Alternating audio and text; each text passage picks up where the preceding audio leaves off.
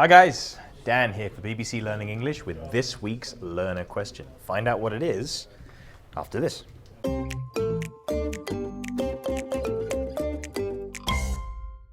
Okay, this week's learner question comes from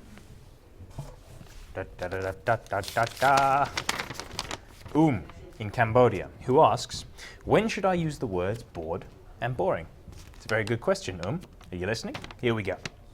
Bored and boring are both adjectives. They have the same meaning, i.e. not interesting, but they're used in different ways. Consider, I am bored because this TV program is boring. Or, this film is frightening, so I am frightened. In English, when an adjective has an ed and an ing form, the ed form describes the feeling of the person, whereas the ing form describes the object which makes us feel. I feel bored because the TV is boring.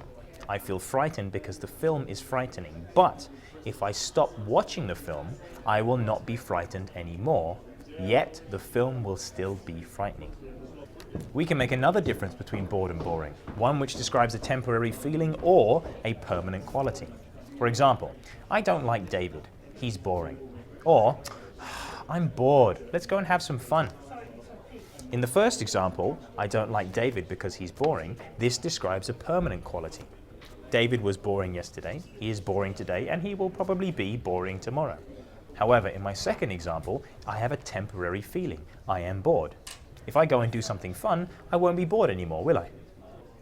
I hope that answers your question, Thank you very much for writing to us. If anybody else out there has a learner's questions, please email us on learning.english@bbc.co.uk. Please remember to include learner's questions in the subject box and your name and the country where you come from. We can't possibly answer all the questions because there are so many, but we do read every single one. And for more information about this or anything else, you can go to our website, bbclearningenglish.com.